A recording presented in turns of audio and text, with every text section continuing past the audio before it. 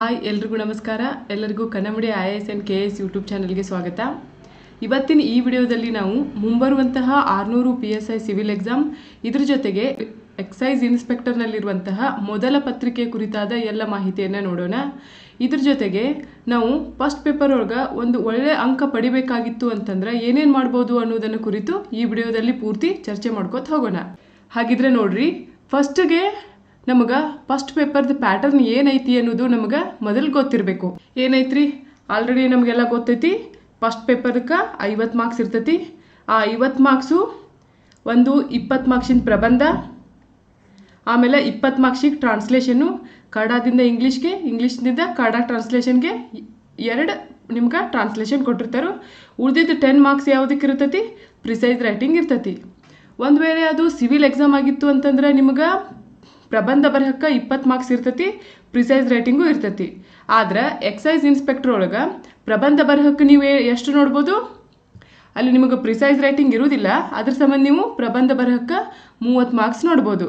Overall ಆಗಿ ಎಷ್ಟು? Overall ಆಗಿ 50 ಮಾರ್ಕ್ಸಿಗೆ ಇದಿರ್ತೈತಿ. ನೀವು 1.5 ತಾಸಿನಾಗ ಇದನ್ನ ಮುಗಿಸ್ಬೇಕಾಗ್ತೈತಿ. ಇವತ್ತಿನ ಈ ವಿಡಿಯೋದಲ್ಲಿ ನಾವು ಮುಖ್ಯವಾಗಿ ಪ್ರಬಂಧ ರಚನೆಯನ್ನು ಯಾವ ರೀತಿ ಮಾಡ್ಕೋಬಹುದು ಅನ್ನೋದ್ರ ಕುರಿತು ನೋಡೋಣ. ಹಾಗಿದ್ರೆ ಪ್ರಬಂಧ ರಚನೆ ಯಾವ ರೀತಿ ಮಾಡಬೇಕು ಅಂಥೇಳಿ ಮೊದಲು ತಿಳ್ಕೋಕ್ಕೂ ಮುಂಚೆ ನಮಗೆ ಯಾವ ರೀತಿ ಪ್ರಬಂಧಗಳನ್ನ ಕೇಳಾಕತ್ತಾರು ಅನ್ನೋದನ್ನು ಮೊದಲು 1-2 ನಿಮಿಷ ಅನಲೈಸ್ ಮಾಡೋದಾದ್ರೆ, ಏನು ನೀವು ಮೊದಲು ಒಂದು 5-6 ವರ್ಷದ ಹಿಂದಿನ ಹಳೆ ಕ್ವಶನ್ ಪೇಪರ್ ಏನಾದರೂ ನೋಡಿದ್ರಿ ಅಂತಂದ್ರೆ ನಿಮಗೆ ಆಗ ಯಾವ ಥರ ಕ್ವಶನ್ ಕೇಳ್ತಿದ್ರು?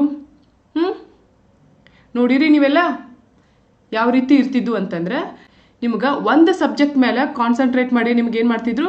ನಮಗೆಲ್ಲ ಪ್ರಬಂಧಗಳನ್ನ ಕೇಳ್ತಾ ಇದ್ರು. ಉದಾಹರಣೆ ನೋಡೋದಾದ್ರೆ, ನೀವು ರೈತರ ಆತ್ಮಹತ್ಯೆಗೆ ಕಾರಣಗಳೇನು ಮತ್ತು ಅದಕ್ಕೆ ಪರಿಹಾರಗಳೇನು, ಇಲ್ಲ ಜಾಗತಿಕ ತಾಪಮಾನಕ್ಕೆ ಕಾರಣಗಳೇನು, ಅದರ ಪರಿಣಾಮಗಳೇನು, ಈ ರೀತಿ ಕಾರಣ ಪರಿಣಾಮ ಈ ಥರದ ಕ್ವಶನ್ಗಳು ನಮಗೆ ಏನು ಮಾಡ್ತಿದ್ರು? ಪ್ರಬಂಧ ರಚನೆಗಳು ಕೇಳ್ತಿದ್ರು. ಆದರೆ ರೀಸೆಂಟಾಗಿ ನಡೆದಿರುವಂಥ ಎಕ್ಸಾಮ್ಗಳನ್ನ ನೀವು ನೋಡಿದಾದ್ರೆ ಅದರಾಗೂ ಮುಖ್ಯವಾಗಿ 545 ಆಗಿರ್ಬೋದು, ಅದರದ್ದು ಎಕ್ಸಾಮ್ ಆಗಿರ್ಬೋದು, ಇನ್ನೊಂದು 402 PSI ಆಗಿರ್ಬೋದು. ಅಲ್ಲಿ ಯಾವ ರೀತಿ ಕೇಳಾಕ್ತಾರು ಅಂತಂದ್ರೆ ಕ್ವಶನ್ ಪ್ಯಾಟರ್ನ ಸ್ವಲ್ಪ ಸ್ಲೈಟಿ ಚೇಂಜ್ ಹಾಕೋತ ಬಂದೈತಿ. ಯಾವ ರೀತಿ? ಮೊದಲ ಒಂದು ಟಾಪಿಕ್ನ ಕಾನ್ಸಂಟ್ರೇಟ್ ಮಾಡಿ ನಮಗೆ ಕ್ವಶನ್ಗಳನ್ನ ಕೇಳ್ತಿದ್ರು. ಬರ್ತಾ ಬರ್ತಾ ಏನು ಮಾಡಾಕತ್ರು? 2 ಟಾಪಿಕ್ನ ಗಮನದಲ್ಲಿಟ್ಕೊಂಡು ಅವು 2 ಮರ್ಜ್ ಮಾಡಿ ನಮಗೆ ಪ್ರಬಂಧಗಳನ್ನ ಕೇಳಕ್ಕೆ ಸ್ಟಾರ್ಟ್ ಮಾಡಿದ್ರು.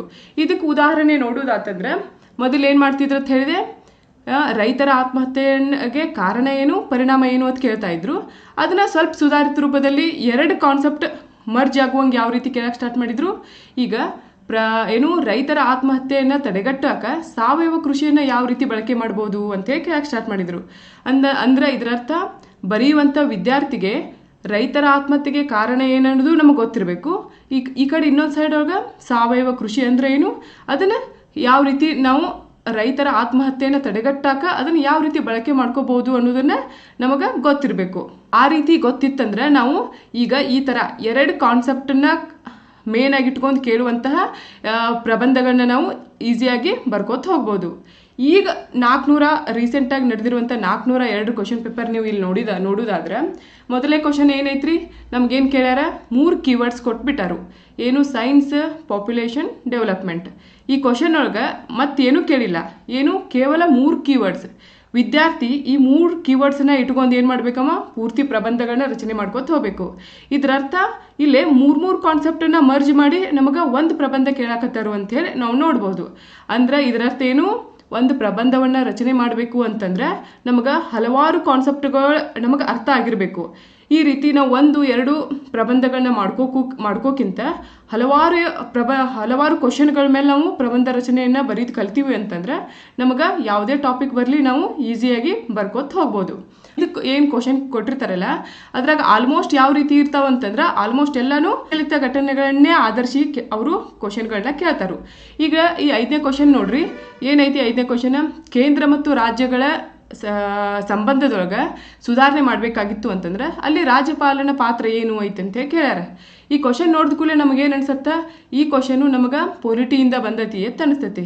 ಆದ್ರೆ ಈ ಕ್ವಶನ್ ನಿಜವಾಗ್ಲೂ ಕೇಳಿದ್ದವರು ಪ್ರಚಲಿತ ಘಟನೆಯನ್ನು ಆಧಾರವಾಗಿಟ್ಕೊಂಡೆ. ಯಾಕಂತಂದ್ರೆ 402 ಎಕ್ಸಾಮ್ ನಡೆದ ಟೈಮ್ನಾಗ ಏನಾಗಿತ್ತು? ಈ ರಾಜ್ಯಪಾಲರ ವಿಷಯ ಜಾಸ್ತಿ ಪ್ರಚಲಿತದೊಳಗಿತ್ತು. ಏನಾಗಿತ್ತು?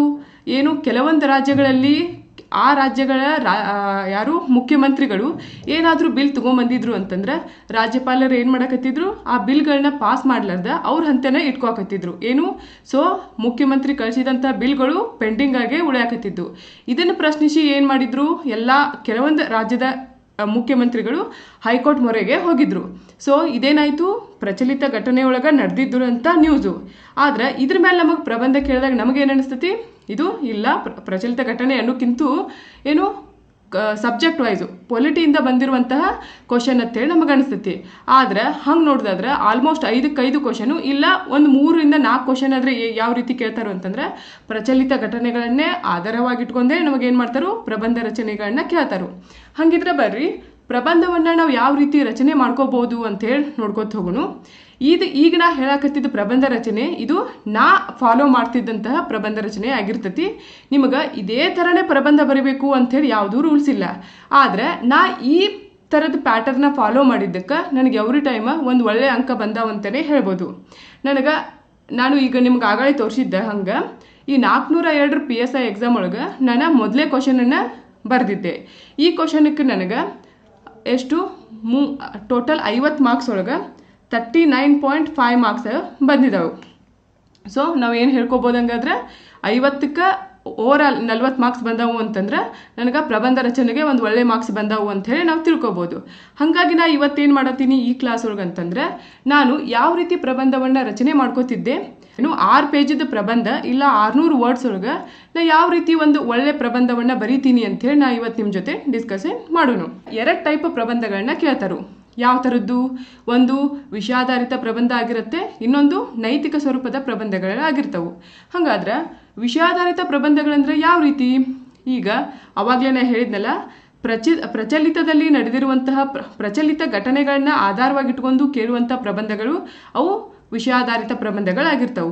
ಉದಾಹರಣೆ ನೀವು ನೋಡಬೇಕು ಅಂತಂದ್ರೆ ಈಗ ಏನು ಎಕ್ಸಾಮ್ ನಡೆದ ಟೈಮ್ನಾಗ ಏನು ಪ್ರಚಲಿತದೊಳಗೆ ಏನು ಸುದ್ದಿ ಯಾವ ಇರ್ತಾವಲ್ಲ ಅದ್ರ ನೀವು ಉದಾಹರಣೆಯಾಗಿ ತಗೋಬೋದು.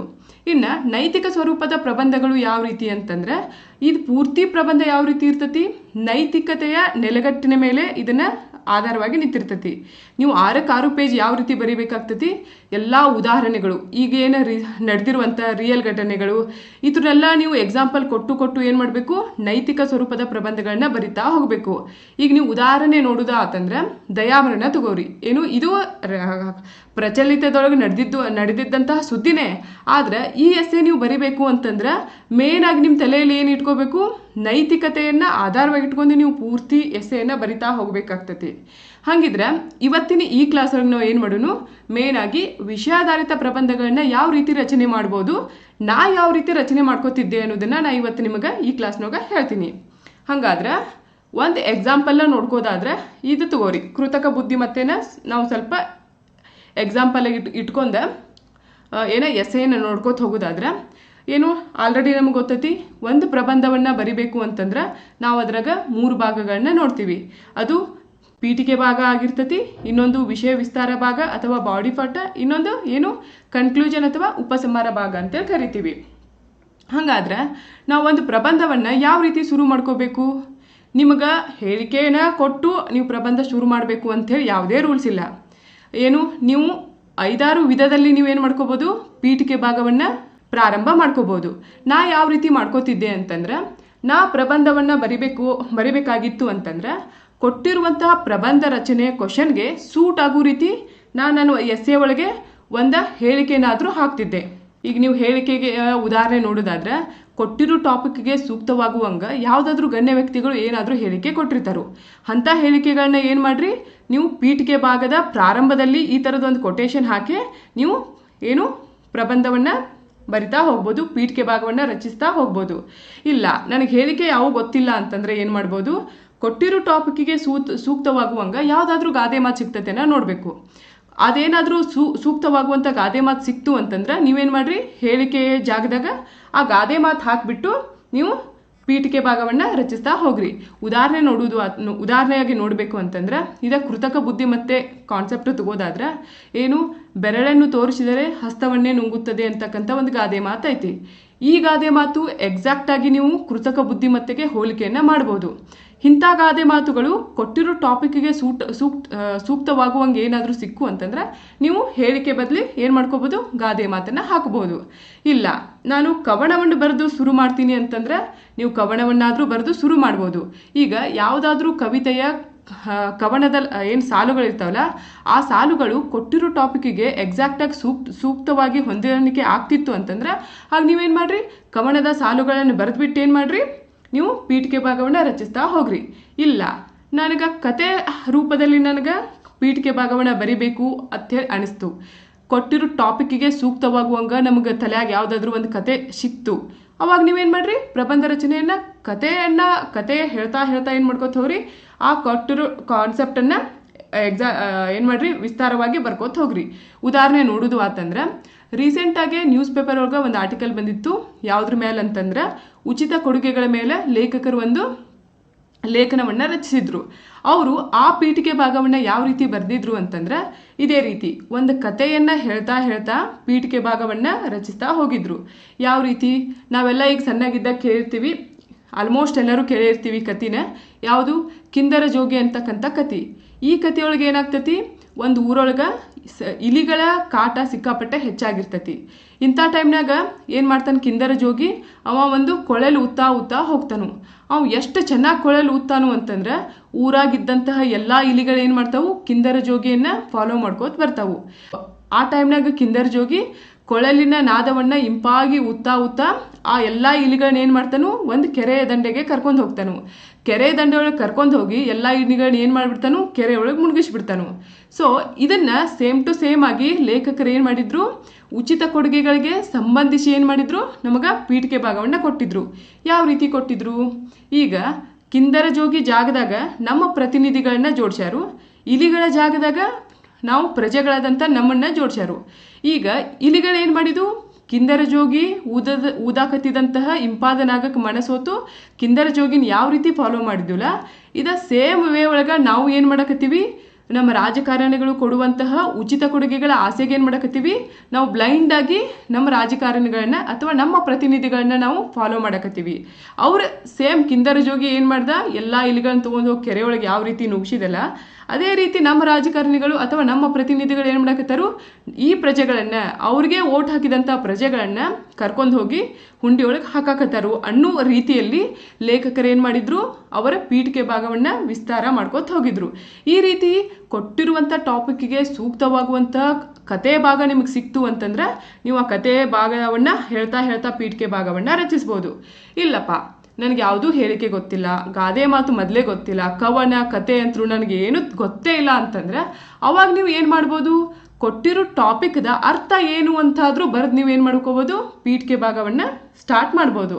ಅಂದರೆ ಯಾವ ರೀತಿ, ಈಗ ನೀವು ಏನು ಮಾಡೋದು, ಇದೇ ಎಕ್ಸಾಂಪಲ್ನ ನೋಡೋದಾದ್ರೆ ಕೃತಕ ಬುದ್ಧಿಮತ್ತೆ ಅಂದರೆ ಏನು, ಹಂಗಂದ್ರೆ ಏನಂತ ನಿಮಗೆ ಡೆಫಿನೇಷನ್ ನೀವು ಗೂಗಲ್ನಾಗ ನೋಡಿದ್ರೆ ಅಂತಂದ್ರೆ ನಿಮಗೆ 1000 ಡೆಫಿನೇಷನ್ ಸಿಗ್ತಾವೆ. ಅದ್ರಾಗ ಯಾವುದು ನಿಮಗೆ ಈಸಿಯಾಗಿ ನೆನಪು ಉಳಿತೈತಿ ಅಂಥದ್ದು ಡೆಫಿನೇಷನ್ ಹಾಕೊಂಡು ನೀವೇನು ಮಾಡ್ಕೋಬೋದು, ಪೀಠಿಕೆ ಭಾಗವನ್ನು ಬರಿತಾ ಹೋಗ್ಬೋದು. ನಾ ಏನು ನಂಬಿದ್ದೆ ಅಂತಂದ್ರೆ ನಮ್ದು ಪ್ರಬಂಧ ರಚನೆ ಒಳಗೆ ಕಂಟೆಂಟ್ ಎಷ್ಟು ಇಂಪಾರ್ಟೆಂಟ್ ಆಗ್ತೈತಿಲ್ಲ ಅಷ್ಟೇ ಇಂಪಾರ್ಟೆಂಟನ್ನು ಪ್ರೆಸೆಂಟೇಷನ್ಗೂ ಕೊಡ್ತಿದ್ದೆ. ಅದಕ್ಕೆ ನಾ ಏನು ಮಾಡ್ತಿದ್ದೆ ಅಂತಂದ್ರೆ, ಇಲ್ಲಿ ನೋಡ್ರಿ, ಇದು ಆನ್ಸರ್ ಶೀಟು ಅಂತ ಹೇಳಿ ನೀವು ಹಿಡ್ಕೋದಾದ್ರೆ ಇಲ್ಲೇ ಸ್ಟಾರ್ಟಿಂಗ್ ಏನಾಗ್ತಿತ್ತು, ಇಲ್ಲಿ ಒಂದು ಹೇಳಿಕೆಯನ್ನು ಬರೀತಿದ್ದೆ. ಇಲ್ಲಿ ನೀವು ಒಂದು ಹೇಳಿಕೆಯನ್ನು ಕೊಡ್ರಿ. ಅದಾದಮೇಲೆ 1ನೇ ಪೇಜ್ ಒಳಗೆ ನಾನು ಏನು ಮಾಡ್ತಿದ್ದೆ ಅಂತಂದ್ರೆ 2 ಪ್ಯಾರಾಗ್ರಾಫ್ ಒಳಗೆ ನಾನು ಪೀಠಿಕೆ ಭಾಗವನ್ನು ಬರ್ಕೋತಿದ್ದೆ. ಈ ಪೂರಾ ಪೇಜ್ ಏನಾಗ್ತಿತ್ತು, ಒಂದು ಕೊಟೇಶನು, ಇಲ್ಲ ಗಾದೆ ಮಾತು, ಇಲ್ಲ ಕವನದ ಭಾಗ, ಇಲ್ಲ ಕತೆ, ಅಥವಾ ಲಾಸ್ಟಿಗೆ ನಮ್ಗೆ ಏನೂ ಗೊತ್ತಿಲ್ಲ ಅಂತಂದ್ರೆ ಅದರ ಅರ್ಥನಾದರೂ ಹಾಕಿ ನೀವು ಪೀಠಿಕೆನ ಭಾಗ ಬರ್ಕೋತ ಹೋಗಿ. ಇನ್ನು ಏನು ಮಾಡೋದು, 2 ಪ್ಯಾರಾಗ್ರಾಫ್ ಒಳಗೆ ನಂದು 1ನೇ ಪೇಜ್ ಒಳಗೆ ಪೀಠಿಕೆಯನ್ನು ವಿವರವಾಗಿ ವಿಸ್ತಾರ ಮಾಡ್ಕೋತ ಹೋಗ್ತಿದ್ದೆ. ಅಂದ್ರೆ ಏನು, 2 ಪ್ಯಾರಾಗ್ರಾಫ್ನಾಗ ನಾ ಏನೇನು ಬರೀತಿದ್ದೆ, ಯಾವ ರೀತಿ ಇರ್ತಿತ್ತು ನಂದು ಪೀಠಿಕೆದ ಪ್ರಬಂಧದ 1ನೇ ಪೇಜ್ ಒಳಗೆ ನಂದು ಏನೇನು ಇರ್ತಿತ್ತು ಅಂತ ನೋಡೋದಾದ್ರೆ, ಕೊಟ್ಟಿರೋ ಟಾಪಿಕ್ಗೊಳಗೆ ಈ 2 ಪ್ಯಾರಾಗ್ರಾಫ್ನಾಗ ನಾ ಏನು ಮಾಡ್ತಿದ್ದೆ, ಒಂದಾದರೂ ಡೇಟಾ ಅಥವಾ ದತ್ತಾಂಶವನ್ನು ಆ್ಯಡ್ ಮಾಡೋಕ್ಕೆ ಟ್ರೈ ಮಾಡ್ತಿದ್ದೆ. ಯಾಕಂದ್ರೆ ಪೇಪರ್ ಚೆಕ್ ಮಾಡೋರಿಗೆ 1ನೇ ಪೇಜಿನೊಳಗೆ ನಾವು ಒಂದು ಒಳ್ಳೆ ರೀತಿಯಾಗಿ ನಾವು ಪೀಠಿಕೆ ಭಾಗವನ್ನು ಕೊಟ್ಟಿವಿ ಅಂತಂದ್ರೆ ಆಟೋಮೆಟಿಕ್ ಅವ್ರಿಗೆ ಏನು ಭಾವನೆ ಬರುತ್ತೆ, ಉಳಿದಿದ್ದ ಪೇಜ್ ಒಳಗೂ ಈ ವ್ಯಕ್ತಿ ಒಂದು ಚೆನ್ನಾಗಿರೋ ಪ್ರಬಂಧವನ್ನು ರಚನೆ ಮಾಡ್ಯಾನು ಅಂಥೇಳಿ ಅವ್ರಿಗೆ ಮೆಸೇಜ್ ಹೋಗ್ತೈತೆ. ಅದಕ್ಕೆ ನಾ ಏನು ಮಾಡ್ತಿದ್ದೆ, 1ನೇ ಪೇಜ್ ಒಳಗೆ ನೀಟಾಗಿ ಒಂದಾದರೂ ಡೇಟಾ ಬರುವಂಗೆ ನಾನು ನೋಡ್ಕೋತಿದ್ದೆ. ಅದಾಯ್ತಾ? ಡೇಟಾ ಬರೋದು ಆದಮೇಲೆ ಕೊಟ್ಟಿರೋ ಟಾಪಿಕ್ಗೆ ಸೂಟ್ ಆಗುವಂಥದ್ದು ಯಾವುದಾದ್ರೂ ಸೂಚ್ಯಾಂಕಗಳನ್ನ ಬಿಡುಗಡೆ ಮಾಡ್ಯಾರೇನು. ಈಗ ನಿಮ್ಗೆ ಜಾಗತಿಕ ತಾಪಮಾನ ಆಗಿತ್ತಂತಂದ್ರೆ ಕ್ಲೈಮೇಟ್ ಚೇಂಜ್ ಪರ್ಫಾರ್ಮೆನ್ಸ್ ಇಂಡೆಕ್ಸ್ ಅಂತೇಳಿ ರಿಲೀಸ್ ಮಾಡ್ತಾರೆ. ಇಲ್ಲ ಮಹಿಳೆ ರಿಲೇಟೆಡ್ ಆಗಿತ್ತಂದ್ರೆ ಜೆಂಡರ್ ಗ್ಯಾಪ್ ಇಂಡೆಕ್ಸ್ ಅದು ರಿಲೀಸ್ ಮಾಡ್ತಾರೆ. ಭ್ರಷ್ಟಾಚಾರದ ಬಗ್ಗೆ ಕೇಳಿದ್ರಂದ್ರೆ ಭ್ರಷ್ಟಾಚಾರದೊಳಗೆ ನಮ್ಮ ಇಂಡಿಯಾ ರ್ಯಾಂಕ್ ಎಷ್ಟೈತೆ ಅಂತ ಕೇಳ್ತಾರೆ. ಈ ಥರ ಬಡತನದಾಗಿದ್ರೆ ಬಡತನದ್ದು, ನಿರುದ್ಯೋಗ ಆಗಿದ್ರೆ ನಿರುದ್ಯೋಗ, ಈ ಥರ ಯಾವ ಟಾಪಿಕ್ ಕೊಟ್ಟಿರ್ತಾರಲ್ಲ ಆ ಟಾಪಿಕ್ಕಿಗೆ ಸೂಟ್ ಆಗೋಗಂಗೆ ಯಾವುದಾದ್ರೂ ಸೂಚ್ಯಾಂಕಗಳನ್ನ ಬಿಡುಗಡೆ ಮಾಡ್ಯಾರನ ಗೌರ್ಮೆಂಟ್ ಬಿಡುಗಡೆ ಮಾಡಿದ್ರು ಅಂತಂದ್ರೆ ನಾ ಏನು ಮಾಡ್ತಿದ್ದೆ, ನಂದು ಪೀಠಿಕೆಯ ಮೊದಲ 2 ಪ್ಯಾರಾಗ್ರಾಫ್ನಾಗ ಈ ಸೂಚ್ಯಾಂಕನ ನಾನು ಆ್ಯಡ್ ಮಾಡ್ತಿದ್ದೆ. ವಾಪಸ್ ಕೊಟ್ಟಿರೋ ಟಾಪಿಕ್ಗೆ ಒಂದು ಸ್ವಲ್ಪನಾದರೂ ಇತಿಹಾಸ ಬರೀಲೇಬೇಕು. ಯಾವ ರೀತಿ ಕೃತಕ ಬುದ್ಧಿ ಮತ್ತೆ ಒಮ್ಮಿದೊಮ್ಮಿಗ್ಲೇ ಎಲ್ಲರ ಜನರಿಗೆ ಬಳಕೆಗೆ ಬರಲಿಲ್ಲ. ಅದು ಯಾವಾಗ ಹುಟ್ಕೊಂಡಾದ್ಮೇಲೆ ಅದು ಪ್ರಸಿದ್ಧಿ ಪಡೆದಿದ್ದು ಯಾವಾಗ, ಈ ಥರ ನೀವೇನು ಮಾಡ್ತಾ ಬರಬೇಕು, ಕೃತಕ ಬುದ್ಧಿಮತ್ತೆದ ಇತಿಹಾಸ ಭಾಗವನ್ನು ನೀವು ಒಂದು 3 ರಿಂದ 4 ಲೈನ್ ಒಳಗಡೆ ನೀವು ಬರಿಬೇಕು. ಅದಾದಮೇಲೆ ಏನು ಮಾಡೀನಿ ಅಂತಂದ್ರೆ ನಾನು ಈಗ ಕೊಟ್ಟಿರೋ ಟಾಪಿಕ್ಗೆ ನೀವು ನೋಡ್ಕೋರಿ, ಅದಕ್ಕೆ ರಿಲೇಟೆಡ್ ಆಗಂಗೆ ಸರ್ಕಾರ ಏನರೇ ಉತ್ತಮವಾದ ಯೋಜನೆಗಳನ್ನ ತೊಗೊಂಬಂದೈತೇನೆ. ಇಲ್ಲ ಯೋಜನೆ ತರಬೇಕಾಗಿತ್ತು ಅಂತಂದ್ರೆ ಸರ್ಕಾರ ಏನು ಮಾಡಿರ್ತೈತಿ, ಯಾವುದಾದ್ರೂ ಕಮಿಟಿಗಳನ್ನ ರಚನೆ ಮಾಡಿರ್ತೈತಿ. ಈಗ ನೀವು ಉದಾಹರಣೆ ನೋಡೋದಾತಂದ್ರೆ ಒಂದು ದೇಶ ಒಂದು ಚುನಾವಣೆಯನ್ನು ತರಬೇಕು ಅಂಥೇಳಿ ಗೌರ್ಮೆಂಟ್ ಏನು ಮಾಡತ್ತೈತಿ, ವಿಚಾರ ಮಾಡತ್ತೈತಿ. ಇದನ್ನ ತರಬೇಕು ಅಂತಂದ್ರೆ ಇದಕ್ಕೆ ರಿಲೇಟೆಡ್ ಆಗೋಂಗೆ ಯಾವುದಾದ್ರೂ ಒಂದು ಕಮಿಟಿಯನ್ನು ನೇಮಕ ಮಾಡಿರ್ತಾರ. ಯಾವ ಕಮಿಟಿ ನೇಮಕ ಐತ್ರಿ? ಒಂದು ದೇಶ ಒಂದು ಚುನಾವಣೆಗೆ ನಾವು ಕೋವಿಂದ್ ರಾಮನಾಥ್ ಅವರ ಕಮಿಟಿಯನ್ನು ನೋಡ್ಬೋದು. ಈ ರೀತಿ ಕೊಟ್ಟಿರೋ ಟಾಪಿಕ್ಗೆ ಸೂಕ್ತವಾಗುವಂಗೆ ಯಾವುದಾದ್ರೂ ಕಮಿಟಿಗಳದಾವನ, ಆ ಥರ ಕಮಿಟಿಗಳಿದ್ದು ಅಂತಂದ್ರೆ ನೀವೇನು ಮಾಡ್ರಿ, ನಿಮ್ದು ಮೊದಲ 2 ಪ್ಯಾರಾಗ್ರಾಫ್ನಾಗ ಅದನ್ನು ಸೇರಿಸ್ತಾ ಬರ್ರಿ. ಕಡೆಗೆ ನಾನು ಒಂದು ವೇಳೆ ನನಗೆ ಹೇಳಿಕೆ, ಗಾದೆ, ಕವನ, ಕತೆ ಏನೂ ಗೊತ್ತಿಲ್ಲ, ಆವಾಗ ನಾನು ಅರ್ಥನ ಸ್ಟಾರ್ಟಿಂಗ್ ಪೀಠಿಕೆ ಭಾಗದಾಗ ಬರೆದ್ಬಿಟ್ಟು ನಾನು ಪೀಠಿಕೆಯನ್ನು ಶುರು ಮಾಡಿದ್ನಿ ಅಂತಂದ್ರೆ ಈ 2 ಪ್ಯಾರಾಗ್ರಾಫ್ನಾಗ ಅರ್ಥನ ನಾನು ಬರಿತಿರ್ಲಿಲ್ಲ. ಒಂದು ವೇಳೆ ನಾನು ಅರ್ಥ ಬರೀಲಾರ್ದ ಹೇಳಿಕೆ, ಗಾದೆ ಮಾತಿಂದ ಏನಾದ್ರು ಶುರು ಮಾಡಿದ್ನಿ ಅಂತಂದ್ರೆ ಈ 2 ಪ್ಯಾರಾಗ್ರಾಫ್ನಾಗ ನಾನು ಕಂಪಲ್ಸರಿ ಏನು ಮಾಡ್ತಿದ್ದೆ, ಕೊಟ್ಟಿರೋ ಟಾಪಿಕ್ದ ಅರ್ಥ ಏನು, ಜಾಗತಿಕ ತಾಪಮಾನ ಕೊಟ್ಟಿದ್ರು, ಹಂಗಂದ್ರೆ ಏನು, ಜಾಗತಿಕ ತಾಪಮಾನ ಅಂದ್ರೆ ಏನು, ಈ ರೀತಿ ಕೊಟ್ಟಿರೋ ಟಾಪಿಕ್ದ ಅರ್ಥ ಬರೆಯಕ್ಕೆ ಸಾಧ್ಯ ಆಕಿತ್ತು ಅಂತಂದ್ರೆ ನೀವೇನು ಮಾಡ್ರಿ, ಮೊದಲ 2 ಪ್ಯಾರಾಗ್ರಾಫ್ನಾಗ ಅದರ ಅರ್ಥನ ಬರೀರಿ. ವಾಪಸ್ ಏನು ಮಾಡ್ತಿದ್ದೆ, ಇದು ನೀವೆಲ್ಲ ಇದ್ರ ಜೊತೆಗೆ ಇನ್ನೊಂದು ಮಿಸ್ ಆಗೈತಿ. ಏನಂತಂದ್ರೆ ಸಂವಿಧಾನದ ಉಲ್ಲೇಖ. ಕೊಟ್ಟಿರೋ ಟಾಪಿಕ್ಗೆ ರಿಲೇಟೆಡ್ ಆಗುವಂಗೆ ಯಾವುದಾದ್ರೂ ಸಂವಿಧಾನದೊಳಗೆ ಉಲ್ಲೇಖ ಐತೇನೆ, ಯಾವುದಾದ್ರೂ ಭಾಗದೊಳಗೆ ಉಲ್ಲೇಖ ಐತೇನೆ, ಅನುಚ್ಛೇದದೊಳಗೆ ಐತೇನೆ, ಇಲ್ಲ ಮೂಲಭೂತ ಹಕ್ಕು, ಕರ್ತವ್ಯ, ರಾಜನೀತಿ ನಿರ್ದೇಶಕ ತತ್ವಗಳು, ಈ ಥರ ಎಲ್ಲಾದರೂ ಅದರ ಪೀಠಿಕೆ ಭಾಗ, ಅದರ ಪ್ರಸ್ತಾವನೆಯೊಳಗೆ ಎಲ್ಲಾದರೂ ಒಂದು ಕಡೆ ಸಂವಿಧಾನದೊಳಗೆ ಈ ಕೊಟ್ಟಿರೋ ಟಾಪಿಕ್ ರಿಲೇಟೆಡ್ ಆಗುವಂಗೆ ಅದು ಡೈರೆಕ್ಟರೇ ಆಗಿರ್ಬೋದು, ಇನ್ಡೈರೆಕ್ಟರೇ ಆಗಿರ್ಬೋದು, ಏನಾದರೂ ಮೆನ್ಷನ್ ಮಾಡ್ಯಾರನ. ಆ ರೀತಿ ಮೆನ್ಷನ್ ಮಾಡಿದರೆ ಏನು ಮಾಡ್ತೀನಿ, ನಾನು ಮೊದಲ 2 ಪ್ಯಾರಾಗ್ರಾಫ್ನಾಗ ಇದನ್ನು ಹಾಕೊಂಡ್ಬಿಡ್ತಿದ್ದೆ. ನೀವು ಇಷ್ಟೆಲ್ಲ ಬರಿಗೊಡ್ದೆ ನಿಮ್ಮದು ಆರಾಮ್ಸೆ 2 ಪ್ಯಾರಾಗ್ರಾಫ್ ತುಂಬತ್ತೆ. ಅದಾದಮೇಲೆ ನೆಕ್ಸ್ಟ್ ಪೇಜ್ ಒಳಗೆ ನಾ ಏನು ಮಾಡ್ತಿದ್ದೆ ಅಂತಂದರೆ, ನೆಕ್ಸ್ಟ್ ಪೇಜ್ ಸ್ಟಾರ್ಟ್ ಆಗೋದು ನಂದು ಫ್ಲೋಚಾರ್ಟಿಂದ ಸ್ಟಾರ್ಟ್ ಆಗ್ತಿತ್ತು. ಫ್ಲೋಚಾರ್ಟ್ ಅಂದರೆ ಏನು, ಈಗ ಇಲ್ಲಿ ನೋಡ್ರಿ, ಉದಾಹರಣೆಯಾಗೆ ನೀವು ನೋಡೋದಾತಂದ್ರೆ ಇಲ್ಲಿ ನೋಡ್ರಿ, ನಾ ಕೃತಕ ಬುದ್ಧಿಮತ್ತೆದ ಹಿಡ್ಕೊಂಡಿನಿ. ಫ್ಲೋಚಾರ್ಟ್ ಒಳಗೆ ನೀವು ಏನು ಮಾಡ್ರಿ ಅಂತಂದ್ರೆ ವಿಷಯ ವಿಸ್ತಾರ ಭಾಗದೊಳಗೆ ಏನು ಹೇಳಕ್ಕೆ ಹೊಂಟೀನಿ, 10 ಪಾಯಿಂಟ್ ಆದರೆ ನಾವು ಏನು ಮಾಡಬೇಕು, ಎಕ್ಸ್ಪ್ಲೇನ್ ಮಾಡ್ಕೊತ ಬರೀಬೇಕಾಗ್ತೈತಿ. ನಾನು ನೆಕ್ಸ್ಟ್ 10 ಪಾಯಿಂಟ್ ಏನು ಬರೆಯಕ್ಕೆ ಹೊಂಟೀನಿ ಅನ್ನೋದು ಚೆಕ್ ಮಾಡಕತ್ತಿದಂಥ ವ್ಯಕ್ತಿಗೆ ಈಸಿಯಾಗಿ ಗೊತ್ತಾಗಲಿ. ಆ ರೀತಿ ಈಸಿಯಾಗಿ ಗೊತ್ತಾಗಕ್ಕೆ ನೀವೇನು ಮಾಡ್ಕೋಬೇಕು, ಈ ಥರದೊಂದು ಸಣ್ಣ ಫ್ಲೋಚಾರ್ಟನ್ನು ಹಾಕೋರಿ. ಕೆಲವೊಂದು ವಿದ್ಯಾರ್ಥಿಗಳು ಏನು ಮಾಡ್ತಾರೋ, ಫ್ಲೋಚಾರ್ಟ್ ಹಾಕೋರಿ ಅಂತಂದ್ರೆ ಅರ್ಧ ಪೇಜ್ ಗಟ್ಟಲೆ ಫ್ಲೋಚಾರ್ಟನ್ನು ಹಾಕ್ತಾರೆ. ಆ ರೀತಿ ಮಾಡಬೇಡ್ರಿ. ನೀವು ಅರ್ಧ ಪೇಜ್ ಗಟ್ಟಲೆ ಫ್ಲೋಚಾರ್ಟ ಹಾಕಿಬಿಟ್ರಿ ಅಂತಂದ್ರೆ ನಿಮ್ಗೆ ಉಳ್ಕಿದ ಕಂಟೆಂಟ್ ಬರೆಯೋಕೆ ನಿಮ್ಗೆ ಜಾಗ ಸಿಗೋದಿಲ್ಲ. ಹಾಗಾಗಿ ಏನು ಮಾಡಿರಿ, ಎಷ್ಟು ಮಿನಿಮಲ್ ಆಗಿ ಹಾಕೋಕ್ಕಾಗ್ತೈತಲ್ಲ ಅಷ್ಟು ನೀವೇನು ಮಾಡಿರಿ ಹಾಕಿ ನೆಕ್ಸ್ಟ್ ನಾ ಏನು ಹೇಳಕ್ಕೆ ಹೊಂಟೀನಿ ಅನ್ನೋದನ್ನು ಇಲ್ಲೇ ನೀವು ಪಾಯಿಂಟ್ ಮೂಲಕ ವಿವರಣೆ ಕೊಟ್ಬಿಡ್ರಿ. ಹಾಂ, ಇಲ್ಲಿ ನೋಡ್ರಿ ಯಾವ ರೀತಿ ಇರ್ತಿತ್ತು ಅಂತಾರೆ. ನಾ ಆವಾಗಲೇ ಹೇಳಿದೆ, ಕೊಟ್ಟಿರೋ ಟಾಪಿಕ್ಗೆ ರಿಲೇಟೆಡ್ ಆಗಂಗೆ ಒಂದು ಹೇಳಿಕೆ ಇಲ್ಲ ಗಾದೆ ಮಾತು ಹಾಕೋತಿದ್ದೆ. ಅದಾದಮೇಲೆ 2 ಪ್ಯಾರಾಗ್ರಾಫ್, ಮೊದಲೇ ಪೇಜ್ನ್ಯಾಗ 2 ಪ್ಯಾರಾಗ್ರಾಫ್ ಇರುವಂಗೆ ನಾನು ನೋಡ್ಕೋತಿದ್ದೆ. ಹಾಂ, ಇದಿಷ್ಟ ಆಯ್ತಾ? ಹಂಗಾದ್ರೆ ನಾ ಸೆಕೆಂಡ್ ಪೇಜ್ನಾಗ ಏನು ಬರೀತಿದ್ದೆ ಅಂತಂದ್ರೆ, ನಾ ಹೇಳಿದ್ನೆಲ್ಲ ಸೆಕೆಂಡ್ ಪೇಜ್ ಸ್ಟಾರ್ಟ್ ಆಗೋದೇನಂದ ಒಂದು ಫ್ಲೋ ಚಾರ್ಟಿಂದ ಸ್ಟಾರ್ಟ್ ಮಾಡ್ತಿದ್ದೆ. ಅದಾದಮೇಲೆ ಏನು ಬರಿಬೇಕು? ಕೊಟ್ಟಿರೋ ಟಾಪಿಕ್, ಈಗ ಉದಾಹರಣೆ ನೋಡೋದಾದ್ರೆ ಕೃತಕ ಬುದ್ಧಿಮತ್ತೆ ವರ ಆಯಿತು, ಶಾಪ ಆಯಿತು. ಈಗ ನಾವು ನಮ್ಮ ತಲೆಯೊಳಗೆ ವರ ಐತಿ ಅಂತ ಹೇಳಕ್ಕೆ ಹೊಂಟಿದ್ವಿ ಅಂತಂದ್ರೆ ಆಲ್ಮೋಸ್ಟ್ ಹಿಂಗೆ ವಿಚಾರ ಮಾಡ್ರಿ, ಕೊಟ್ಟಿರೋ ಟಾಪಿಕ್ ಅದನ್ನು ಈಗ ಕೇಳಾಕತ್ತಾರವ್ರು, ವರ ಆಯಿತು ಶಾಪ ಆಯಿತು. ಇದನ್ನು ನಾವು ಯಾವ ರೀತಿ ಬರಿಬೇಕು ಅಂತಂದ್ರೆ ಆಲ್ಮೋಸ್ಟ್ ನಾವು ಕೊಟ್ಟಿರೋ ಟಾಪಿಕ್ ಧನಾತ್ಮಕ ರೀತಿಯಲ್ಲಿನೇ ಬರ್ಕೊತ ಹೋಗ್ಬೇಕು, ಪಾಸಿಟಿವ್ ವೇ ಒಳಗನೆ ಬರ್ಕೊತ ಹೋಗ್ಬೇಕು. ನೀವು ಸ್ಟಾರ್ಟಿಂಗ್ನೇ ಇಲ್ಲ ಇದರಿಂದ ಹಿಂಗಾಗ್ತೈತಿ ನೆಗೆಟಿವ್ ಆಗಿ ಬರಿಬೇಡ್ರಿ. ಇಲ್ಲ ಇದರಿಂದ ಉತ್ತಮ ಬೆಳವಣಿಗೆ ಐತಿ ಅಂಥೇಳಿ ಅದ್ರದ್ದು ಒಂದು 10 ಪಾಯಿಂಟ್ ಯಾವ್ಯಾವ ರೀತಿ ನಮಗೆ ಹೆಲ್ಪ್ ಮಾಡಕತ್ತೈತಿ ಕೃತಕ ಬುದ್ಧಿಮತ್ತೆ ಅನ್ನೋದ ಪಾಸಿಟಿವ್ ವೇ ಒಳಗೆ ಬರ್ಕೊತ ಹೋಗ್ರಿ. ಯಾಕೆ ಅಂತಂದ್ರೆ ಚೆಕ್ ಮಾಡೋ ವ್ಯಕ್ತಿಗೆ ಏನಾಗ್ತೈತಿ, ನಿಮ್ದು ಪೂರಾ ಎಸ್ಸೇ ಒಂದು ಪಾಸಿಟಿವ್ ಪರ್ಸ್ಪೆಕ್ಟಿವ್ ಒಳಗೆ ಇತ್ತು ಅಂತಂದ್ರೆ ಓಕೆ, ಬರೆದಿರುವಂಥ ವಿದ್ಯಾರ್ಥಿ ಮೈಂಡ್ಸೆಟ್ ಯಾವ ರೀತಿ ಐತಿ, ತುಂಬ ಧನಾತ್ಮಕವಾಗೈತಿ, ಅವ ನಿಮಗೆ ಯಾವುದೇ ಟಾಪಿಕ್ ಕೊಡಲಿ ಅವ ಸಕಾರಾತ್ಮಕವಾಗಿ ವಿಚಾರ ಮಾಡ್ತಾನು ಅಂಥೇಳಿ ಚೆಕ್ ಮಾಡುವಂಥ ವ್ಯಕ್ತಿಗೆ ಒಂದು ಮೆಸೇಜ್ ಹೋಗ್ತೈತಿ. ಅದಕ್ಕೇನು ಮಾಡಿರಿ, ನೀವು ಕೊಟ್ಟಿರೋ ಟಾಪಿಕನ್ನು ನೀವು ಒಂದು ವೇಳೆ ನೀವು ಕೃತಕ ಬುದ್ಧಿಮತ್ತೆ ಯಾವ ರೀತಿ ಶಾಪ ಆಗೈತಿ ಅಂತೇಳಿ ಕ್ವಶನ್ ಕೊಟ್ಟರು ಅಂತಂದ್ರೆ ಅವಾಗ ಏನು ಮಾಡ್ಬೇಕಾಗ್ತೈತಿ, ನೀವು ಕಂಪಲ್ಸರಿ ಕೃತಕ ಬುದ್ಧಿಮತ್ತೆ ಯಾವ ರೀತಿ ಶಾಪ ಆಗೈತಿ ಅಂತೇಳಿ ನೀವು ಪೂರ್ತಿ ನೆಗೆಟಿವ್ ಪರ್ಸ್ಪೆಕ್ಟಿವ್ ಒಳಗೆ ಇಟ್ಕೊಂಡೇ ಬರೀಬೇಕಾಗ್ತೈತಿ. ಅವ್ರು ಒಂದು ವೇಳೆ ನೆಗೆಟಿವ್ ಆಗಿ ಕೇಳದೆ ಅದು ವರ ಆಯಿತು ಶಾಪ ಆಯಿತು ಅದು ನಮ್ಮ ಮೇಲೆ ಬಿಟ್ಬಿಟ್ಟಿದ್ರು ಅಂತಂದ್ರೆ ಆವಾಗ ನೀವೇನು ಮಾಡಿರಿ, ಪಾಸಿಟಿವ್ ವೇ ಒಳಗಡೆ ಬರ್ಕೋತ ಹೋಗ್ರಿ. ಹಂಗಾದ್ರೆ ಈ 10 ನೆಕ್ಸ್ಟ್ ಏನು ಫ್ಲೋ ಚಾರ್ಟ್ ಆದಮೇಲೆ ಏನು ಮಾಡ್ತಿದ್ದೆ, 10 ಪಾಯಿಂಟನ್ನು ಎಕ್ಸ್ಪ್ಲೇನ್ ಮಾಡ್ತೀನಿ ಅಂತ ಹೇಳಿದೆ.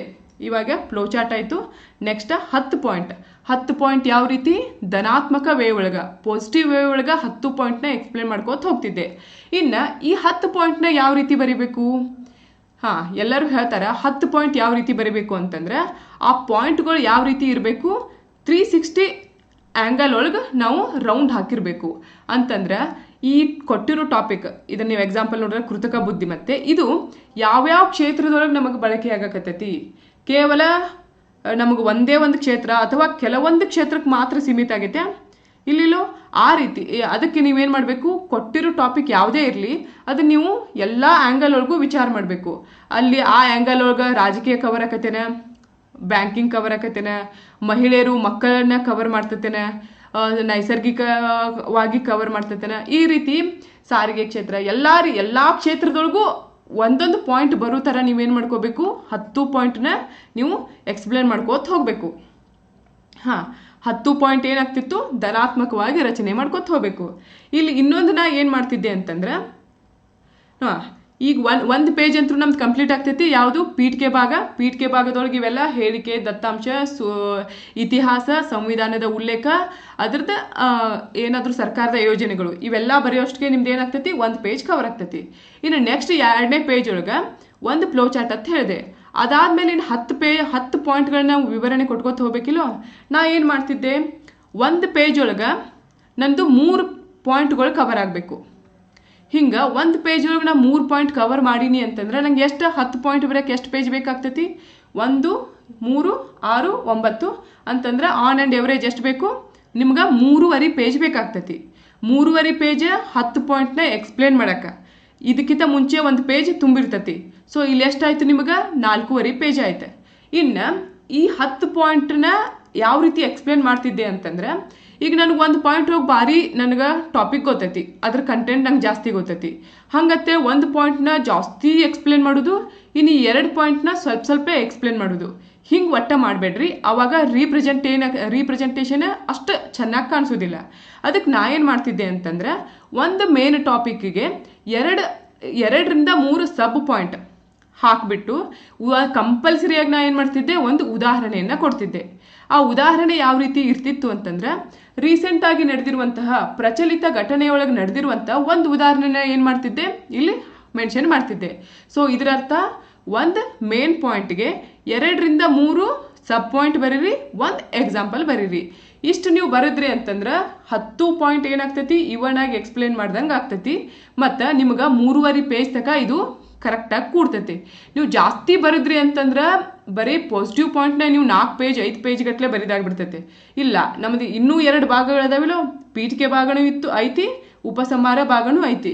ಸೊ ಇವೆಲ್ಲನೂ ನೀಟಾಗಿ 6 ಪೇಜ್ ಕೂಡಬೇಕು ಅಂತಂದ್ರೆ ನೀವು ಈ ಥರ ಸ್ಟ್ರಾಟರ್ಜಿ ಮಾಡ್ಕೋಬೇಕು. ಓಕೆ, ಎಷ್ಟು ಪೀಠಿಕೆ ಭಾಗ ನಂದು ಎಷ್ಟಿರಬೇಕು, ನೆಕ್ಸ್ಟ್ ವಿಷಯ ವಿಸ್ತಾರ ಭಾಗ ನಂದು ಎಷ್ಟು ಪೇಜ್ ತುಂಬಿರಬೇಕು, ಉಪಸಂಹಾರನ ಎಷ್ಟು ಬರೀಬೇಕು ಅನ್ನೋದು ನಿಮ್ಮ ಮೈಂಡ್ ಒಳಗೆ ಮೊದಲೇ ಇತ್ತು ಅಂದರೆ ಅವಾಗ ನಿಮಗೆ ಗಾಬರಿ ಆಗೋದಿಲ್ಲ. ಎಷ್ಟು ಬರೀಬೇಕು, ಏನು ಬರೀಬೇಕು, ಎಲ್ಲಿಗೆ ಇದನ್ನು ಮುಗಿಸ್ಬೇಕು ಅನ್ನೋ ಕನ್ಫ್ಯೂಷನ್ ಇರೋದಿಲ್ಲ. ಸೊ ನಾ ಏನು ಮಾಡ್ಕೋತಿದ್ದೆ, ಮೊದಲ ಪೇಜ್ ಪೂರಾ ಪೀಠಿಕೆ ಹೋಗ್ತಿತ್ತು. ನೆಕ್ಸ್ಟ್ 2ನೇ ಪೇಜ್ ಒಳಗೆ 1 ಫ್ಲೋ ಚಾರ್ಟು, ಅದಾದಮೇಲೆ 10 ಧನಾತ್ಮಕ ಅಂಶಗಳನ್ನ ಬರಿತಾ ಹೋಗ್ತಿದ್ದೆ. ಈ ಧನಾತ್ಮಕ ಅಂಶಗಳು ಯಾವ ರೀತಿ ಇರಬೇಕು, ಎಲ್ಲ ಕ್ಷೇತ್ರಗಳನ್ನು ಒಳಗೊಂಡಿರಬೇಕು. 1 ಪೇಜಿಗೆ 3 ಪಾಯಿಂಟ್ ಹಾಕೋತ ಬರ್ರಿ. ಆಮೇಲೆ ಪ್ರತಿ ಪಾಯಿಂಟ್ ಒಳಗೂ ಪ್ರತಿ ಮೇನ್ ಪಾಯಿಂಟ್ಗೂ 2ರಿಂದ 3 ಸಬ್ ಪಾಯಿಂಟು, ಒಂದು ಕಂಪಲ್ಸರಿ ಉದಾಹರಣೆ. ಆ ಉದಾಹರಣೆ ಯಾವ ರೀತಿ ಇರಬೇಕು, ಪ್ರಚಲಿತದಲ್ಲಿ ನಡೆದಿರುವಂಥ ಘಟನೆಗಳನ್ನ ಆಧಾರವಾಗಿಟ್ಕೊಂಡು ಒಂದು ಉದಾಹರಣೆಯನ್ನು ಕೊಟ್ಕೋತ ಬರ್ರಿ. ಸೊ ಇಷ್ಟೆಲ್ಲ ನೀವು ಮಾಡ್ಬಿಡ್ದೆ ಏನಾಯಿತು, ಇದು 3.5, ಮೊದಲೇದು ಒಂದು 4.5 ಪೇಜ್ ಆಗ್ತತಿ. ಇನ್ನು ಏನು ಮಾಡ್ತಿದ್ದೆ, ಎಲ್ಲ ಈ 10 ಪಾಯಿಂಟ್ ಒಳಗೆ ಎಲ್ಲಾದರೂ ಒಂದು ಕಡೆ ನಿಮಗೆ ಸಿಗ್ತತಿ. 10 ಪಾಯಿಂಟ್ ಪಾಸಿಟಿವ್ ಒಳಗೆ ನಿಮಗೆ ಸಿಗಲಿಲ್ಲ ಅಂತಂದ್ರೆ ನೆಗೆಟಿವ್ ಒಳಗರೆ ಏನು ಮಾಡಿರಿ, ಒಂದು ಗ್ರಾಫ್ ಹಾಕಕ್ಕೆ ನೀವು ಟ್ರೈ ಮಾಡಿರಿ. ನೀವು ಕಂಪಲ್ಸರಿಯಾಗಿ ಒಂದು ಗ್ರಾಫ್ ಇರಲಿ. ಹಾಗೆ ಎಷ್ಟು ಪೇಜ್ ಆಗ್ತೈತೆ ನಿಮ್ಮದು, ಮೊದಲೇದು 1, ಅದಾದಮೇಲೆ 3.5ರಿಂದ 4, ಇದು ಟೋಟಲಾಗಿ ಎಷ್ಟಾಯ್ತು ಈಗ ನಿಮ್ಗೆ 4.5 ಪೇಜ್ ಅಂದಾಜು ನಿಮ್ದು ಇಲ್ಲಿಗೆ ಕವರ್ ಆಗಿರ್ತೈತಿ. ಇನ್ನು ನೆಕ್ಸ್ಟ್ ಏನು ಮಾಡೋದು, ಓಕೆ ಇದು ಕೃತಕ ಬುದ್ಧಿ ಮತ್ತೆ ನಮಗೆ ವರ ಆಗೈತಿ ಅಂಥೇಳಿ ನೀವು ಪೂರ್ತಿ ಎಸೆ ಬರ್ಕೋತ ಬಂದ್ರಿ.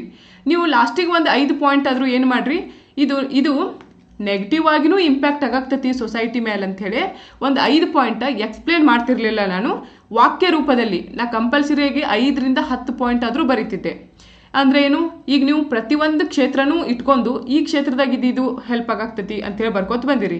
ಇನ್ನು ಆಯಾ ಕ್ಷೇತ್ರದಾಗ ಯಾವ ರೀತಿ ಇದು ನೆಗೆಟಿವ್ ಆಗಿ ಇಂಪ್ಯಾಕ್ಟ್ ಆಗಾಕತ್ತೈತಿ ಅನ್ನೋದನ್ನು ನೀವು ಒಂದು 5ರಿಂದ 10 ಅಥವಾ 5ರಿಂದ 8 ಪಾಯಿಂಟ್ ಒಳಗೆ ನೀವು ವಾಕ್ಯ ರೂಪದೊಳಗೆ ಬರೆದ್ರಿ ಅಂತಂದ್ರೆ ಅದು ಎಷ್ಟಾಯ್ತು ರೀ, ಮಿನಿಮಮ್ ಹಾಫ್ ಪೇಜ್ಗಿಂತನೂ ಹೆಚ್ಚಾಗ್ತೈತಿ. ಸೊ ಮೊದಲ ನಮ್ದು ಎಷ್ಟಾಗಿತ್ತು, 4.5 ಪೇಜ್ ತುಂಬಿತ್ತು. 4.5 ಪೇಜ್ ಇದು ನೀವು ಹಾಫ್ ಪೇಜ್ ಹಿಡಿದ್ರೂ ಕೂಡ ಎಷ್ಟಾಗ್ತೈತಿ, 5 ಪೇಜ್ ಇಲ್ಲಿಗೆ ಕಂಪ್ಲೀಟ್ ಆಗ್ತೈತಿ. 5ರಿಂದ 5.5 ಪೇಜ್ ನಿಮಗೆ ಇಲ್ಲೇ ತುಂಬತೈತಿ. ಇನ್ನು ಉಳಿದಿದ್ದೇನು ಉಳಿತು, ಉಪಸಂಹಾರ ಭಾಗ ಉಳಿತು.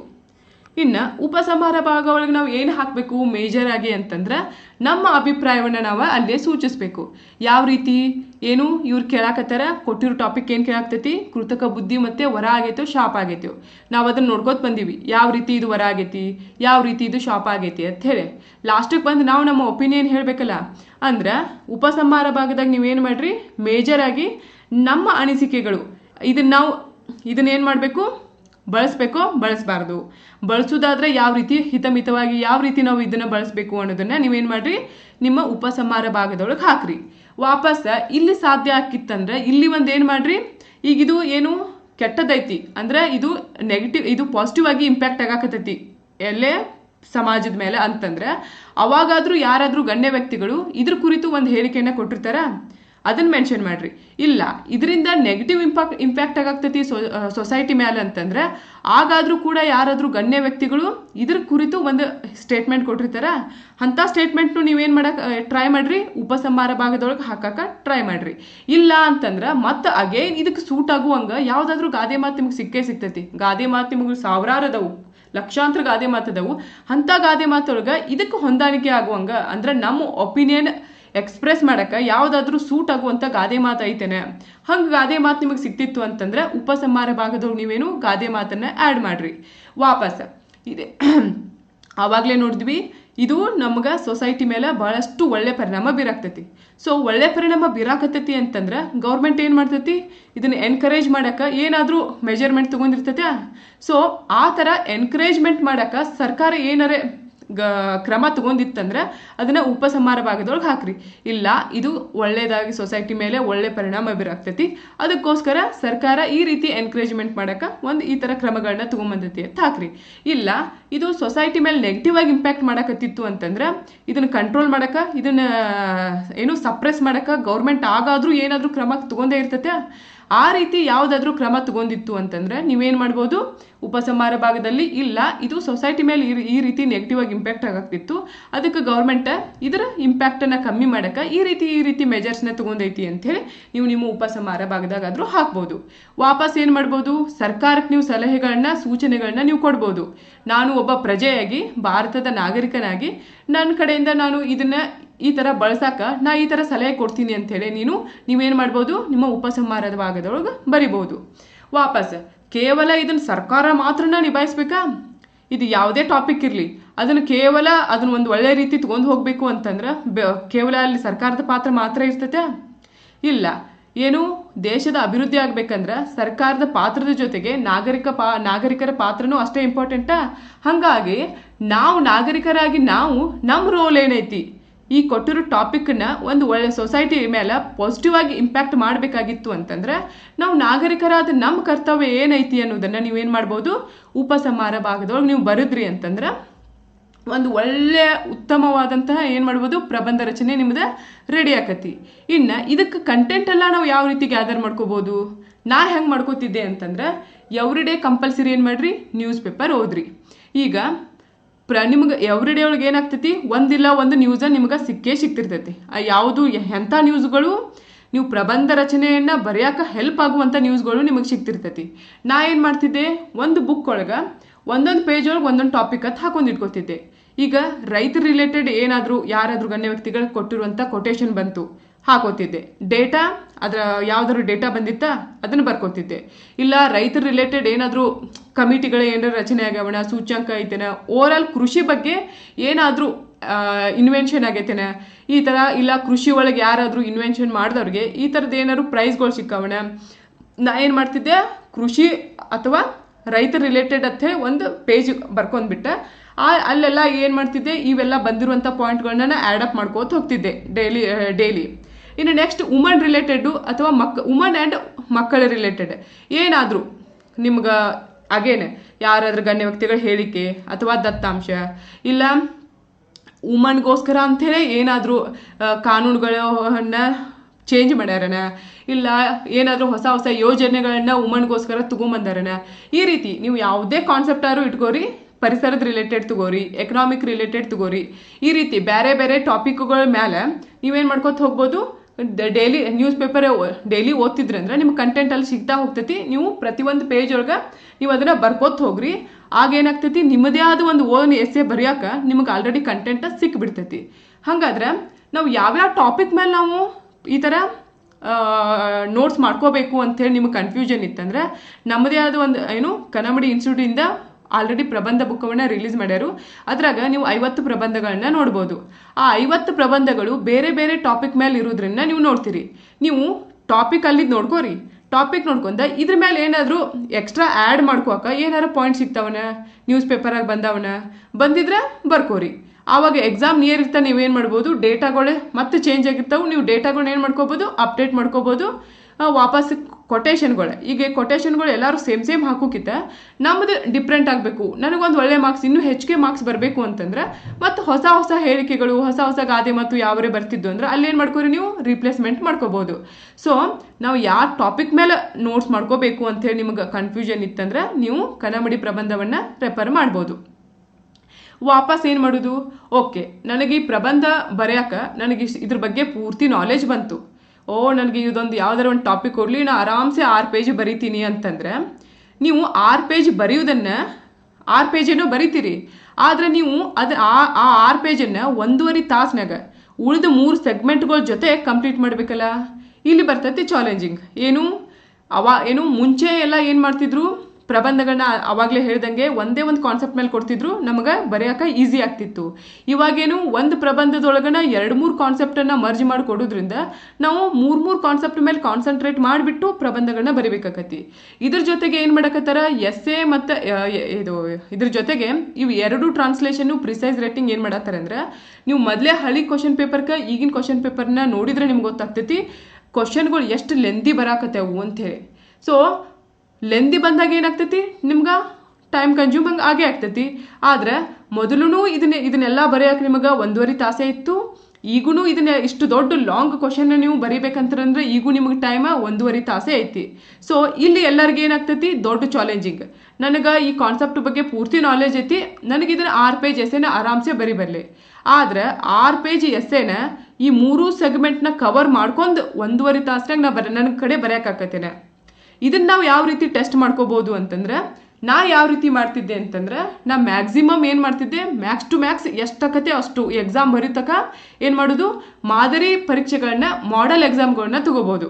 ನಮಗೆ ಇನ್ನೊಂದು ಹೆಲ್ಪ್ ಏನಾಗ್ತಿತ್ತು ಅಂತಂದ್ರೆ, ಸರ್ ಏನು ಮಾಡ್ತಿದ್ರು, ಎಕ್ಸಾಮ್ ಐತಿ ಅಂತಂದ್ರೆ ಈಗ 1 ವೀಕ್ ಅಷ್ಟೇ ಗ್ಯಾಪ್ ಕೊಟ್ಟೆ 1 ಮಂತ್ ಕಂಟಿನ್ಯೂಸ್ ಆಗಿ ಏನು ಮಾಡ್ತಿದ್ರು, ನಮಗೆ ಎಕ್ಸಾಮ್ಗಳನ್ನ ಕೊಡ್ತಿದ್ರು.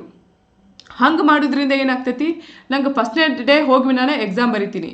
ಆಗ ನನಗೇನ ಅಷ್ಟಾಗಿ ನಂದು 6 ಪೇಜನ್ನು ಕಂಪ್ಲೀಟ್ ಮಾಡೋಕ್ಕಾಗಿಲ್ಲ, ಒಟ್ಟು ಟ್ರಾನ್ಸ್ಲೇಷನ್ಗಳನ್ನು ಪೂರ್ತಿ ಕಂಪ್ಲೀಟ್ ಮಾಡೋಕ್ಕಾಗಿಲ್ಲ. ಇವರು ಪ್ರಬಂಧದ ಬಗ್ಗೆ ನಂಗೆ ಪೂರ್ತಿ ನಾಲೆಜ್ ಐತಿ, ನಾ ಆರಾಮ್ಸೆ 6 ಪೇಜ್ ಬರಿತೀನಿ ಅಂಥೇಳಿ ಅನ್ಕೊಂಡಿವಂದ್ರೆ ಈಗ ನಾವು 6 ಪೇಜ್ ಬರಿಬೋದು. ಆದರೆ ಈ 6 ಪೇಜ್ ಬರೀದ್ರ ಜೊತೆಗೆ ಉಳಿದಿದ್ದು 3 ಸೆಗ್ಮೆಂಟ್ನು ನಾವು ಏನು ಮಾಡಬೇಕು, 1.5 ತಾಸೊಳಗನ ಕವರ್ ಮಾಡಬೇಕಾಗ್ತೈತಿ. ನೀವು ಕ್ವಶನ್ ಪೇಪರ್ನ, ಹಳಿ ಕ್ವಶನ್ ಪೇಪರ್ ಏನಾದರೂ ನೋಡಿದ್ರೆ ಅಂದ್ರೆ ನಿಮ್ಗೆ ಗೊತ್ತಾಗ್ತೈತಿ. ಮೊದಲೆಲ್ಲ ಏನು ಮಾಡ್ತಿದ್ರು, ಟ್ರಾನ್ಸ್ಲೇಷನ್ನ ಜಸ್ಟ್ ಒಂದು 10 ಲೈನ್ ಒಳಗೆ ಇಲ್ಲ ಒಂದು 10-12 ಲೈನ್ ಒಳಗೆ ಇಷ್ಟ ಕೊಡ್ತಿದ್ರು. ಅದು 2 ಟ್ರಾನ್ಸ್ಲೇಷನ್ ಆಯಿತು, 2 ಟ್ರಾನ್ಸ್ಲೇಷನ್ ಒಂದು 10ರಿಂದ 12 ಲೈನು. ಆದರೆ ನೀವು ರೀಸೆಂಟಾಗಿ ನಡೆದಿರುವಂಥ 545 ರೀ ಎಕ್ಸಾಮ 402 ಎಕ್ಸಾಮ್ ನೀವು ನೋಡಿದ್ರಿ ಅಂತಂದ್ರೆ, ಕ್ವಶನ್ ಪೇಪರ್ 3 ಕ್ವಶನ್ ಪೇಪರ್ನಾಗ ಹೆಂಗೆ ಕೇಳ್ಯಾರು, 2 ಟ್ರಾನ್ಸ್ಲೇಷನ್ ಪೂರಾ ದೊಡ್ಡ ಪೇಜ್ ಕೊಟ್ಟಾರ, ಪ್ರಿಸೈಸ್ ರೈಟಿಂಗ್ನು ನಿಮ್ಗೆ ದೊಡ್ಡ ಪೇಜ್ ಕೊಟ್ಟಾರ. ಆದ್ರೆ ಟೈಮ್ ಏನು, ಆವಾಗ್ನೂ 1.5 ತಾಸೇ ಇತ್ತು, ಇವಾಗ್ನೂ 1.5 ತಾಸು ಐತಿ. ಆದ್ರೆ ನನಗೆ ಇದ್ರ ಬಗ್ಗೆ ನಾಲೆಜ್ ಐತಿ, ಏನು ಪ್ರಬಂಧ ಬರೆಯೋದ್ರ ಬಗ್ಗೆ ನಂಗೆ ನಾಲೆಜ್ ಐತಿ. ಈ ನಾಲೆಜ್ನ ಈ 3 ಸೆಗ್ಮೆಂಟ್ ಇದ್ರ ಜೊತೆಗೆ ನಾವು 1.5 ತಾಸ್ನಾಗ ಬರೀಬೇಕು ಅಂತಂದ್ರೆ ಇಲ್ಲಿ ನಮಗೇನು ಹೆಲ್ಪ್ ಮಾಡ್ತೈತಿ, ಮಾಡೆಲ್ ಎಕ್ಸಾಮ್ಗಳು ಹೆಲ್ಪ್ ಆಗ್ತಾವು. ಮಾದರಿ ಪರೀಕ್ಷೆಗಳನ್ನ ನಾವು ಮ್ಯಾಕ್ಸಿಮಮ್ ಎಷ್ಟು ನಮ್ಮ ಕಡೆ ಬರೆಯೋಕ್ಕಾಗ್ತೈತ್ಲೆ, ಎಕ್ಸಾಮ್ಗಿಂತ ಬಿಫೋರ ಅಷ್ಟು ಬರೀರಿ. ಅವಾಗ ನಿಮ್ಗೆ ಏನಾಗ್ತೈತಿ, ಎವ್ರಿ ಡೇ ಪ್ರಾಕ್ಟೀಸ್ ಆದಂಗೆ ಆಗ್ತೈತಿ. ನಮಗೆ ಕಂಟೆಂಟ್ ಯಾವ ರೀತಿ ಗ್ಯಾದರ್ ಮಾಡ್ಕೋಬೇಕು ಅನ್ನೋದು ಗೊತ್ತಾಯ್ತು. ಗ್ಯಾದರ್ ಮಾಡ್ಕೊಂಡಿರುವಂಥ ಕಂಟೆಂಟ್ನ 6 ಪೇಜ್ ಒಳಗೆ ಯಾವ ರೀತಿ ಬರೀಬೇಕು ಅಂತೇಳಿ ಗೊತ್ತಾಯ್ತು. ಇನ್ನು ಈ 6 ಪೇಜ್ ಎಸ್ಸೆ ಬರೀದ್ರ ಜೊತೆಗೆ ಉಳಿದಿರುವಂಥ 3 ಸೆಗ್ಮೆಂಟನ್ನ ಯಾವ ರೀತಿ ಕರೆಕ್ಟಾಗಿ ಮ್ಯಾನೇಜ್ ಮಾಡ್ಬೇಕಂದ್ರೆ, ಟೈಮ್ ಮ್ಯಾನೇಜ್ಮೆಂಟ್ ಯಾವ ರೀತಿ ಇರಬೇಕು, ಆ ಟೈಮ್ ಮ್ಯಾನೇಜ್ಮೆಂಟ್ ಆಗಬೇಕಂದ್ರೆ ನಾವು ಮಾಡೆಲ್ ಎಕ್ಸಾಮ್ನ ಯಾವ ರೀತಿ ಮಾಡೆಲ್ ಎಕ್ಸಾಮ್ ಯಾವ ರೀತಿ ಹೆಲ್ಪ್ ಆಗ್ತಾವು ಅನ್ನೋದನ್ನ ನೋಡಿದ್ವಿ. ಇದ್ರ ಮೇಲೆ ನಾನು ಅನ್ಕೋತೀನಿ ನಿಮಗೆಲ್ಲ ಒಂದು ಐಡಿಯಾ ಬಂದಿರ್ತೈತಿ ಯಾವ ರೀತಿ ನಾವು ಪ್ರಬಂಧಗಳನ್ನ ರಚನೆ ಮಾಡ್ಕೋಬೇಕು ಅಂಥೇಳಿ. ನಿಮಗೇನಾದರೂ ಇನ್ನೂ ಡೌಟ್ ಐತಿ ಅಂತಂದ್ರೆ, ಜುಲೈ 10ನೇ ತಾರೀಕು ಏನು ಮಾಡಕತ್ತಾರ ಸರ್, ಹೊಸ ಬ್ಯಾಚ್ ಸ್ಟಾರ್ಟ್ ಆಗೋದೈತಿ. ನಿಮ್ಗೆ ಆನ್ಲೈನು ಇರುತ್ತೆ, ಆಫ್ಲೈನು ಇರುತ್ತೆ. ನಿಮ್ಗೇನು ಮಾಡ್ತಾರು, ಒಂದು 20 ಎಸ್ಸೇನಾದರೂ ನಿಮ್ಗೆ ಯಾವ ರೀತಿ ಬರಿಬೇಕು, ಯಾವ ರೀತಿ ನಾವು ಕಂಟೆಂಟ್ನ ಗ್ಯಾದರ್ ಮಾಡ್ಕೋಬೇಕು, ಪೂರ್ತಿಯಾಗಿ ನಿಮಗೆ ಏನು ಮಾಡ್ತಾರೋ ಸರ್ ಹೇಳ್ಕೊಡ್ತಾರೋ. ಇದ್ರ ಜೊತೆಗೆ ಸರ್ ಅಷ್ಟೇ ಅಲ್ಲದೆ, ಸರ್ ಒಂದು 10 ಎಸ್ಸೆ ಹೇಳಿದ್ರಂದ್ರೆ ನಾನು ಒಂದು 10 ಎಸ್ಸೆನ ನಿಮ್ಗೆ ಏನು ಮಾಡ್ತೀನಿ, ಹೇಳ್ಕೊಡ್ತೀನಿ. ಅದ್ರ ಜೊತೆಗೆ ನಾನು ನನ್ನ ಎಕ್ಸ್ಪೀರಿಯೆನ್ಸ್ನು ಶೇರ್ ಮಾಡ್ತೀನಿ. ಯಾವ ರೀತಿ ನಾವು ಪ್ರಬಂಧವನ್ನು ಬರಿಬೇಕು, ನಾವು ಒಂದು ಒಳ್ಳೆ ಪ್ರಬಂಧ ರಚನೆ ಮಾಡಬೇಕಾದ್ರೆ ಆ ಪ್ರಬಂಧದೊಳಗೆ ಇನ್ನೂ ಏನೇನು ಇರಬೇಕು ಅನ್ನೋದ್ರ ಕುರಿತು ನಾವು ಕ್ಲಾಸ್ ಒಳಗೆ ಹೇಳ್ಕೊಡ್ತೀವಿ. ಇನ್ನು ಯಾರಿಗಾದರೂ ಪ್ರಬಂಧ ಪುಸ್ತಕ ಬೇಕು ಅನ್ನೋದಿತ್ತಂದ್ರೆ ಈ ಪ್ರಬಂಧ ಪುಸ್ತಕವನ್ನು ನೀವೇನು ಮಾಡ್ಕೋಬೋದು, ಆರ್ಡ್ರ್ ಮಾಡ್ಕೋಬೋದು. ಈ ಪ್ರಬಂಧ ಪುಸ್ತಕದೊಳಗೆ ನೀವು 50 ಪ್ರಬಂಧಗಳನ್ನ ನೋಡ್ಬೋದು. ಈ 50 ಪ್ರಬಂಧಗಳು ಬೇರೆ ಬೇರೆ ಕಾನ್ಸೆಪ್ಟನ್ನು ಇಟ್ಕೊಂಡು ರಚನೆ ಮಾಡಿದಂಥ ಪ್ರಬಂಧಗಳಾಗಿರ್ತವೆ. ಈ ಪ್ರಬಂಧದ ಪೂರ್ತಿ ನಾ ಈಗಿನ ತನಕ ಏನು ಹೇಳಿದ್ನಲ್ಲ ಅದೆಲ್ಲ ಆ ಥರದ ಎಲ್ಲ ಮಾಹಿತಿಯನ್ನು ನೀವೇನು ಮಾಡ್ಬೋದು, ಇದು ಒಂದೇ ಪುಸ್ತಕದೊಳಗೆ 50 ಪ್ರಬಂಧಗಳೊಳಗೆ ನೀವು ನೋಡ್ಕೋಬೋದು.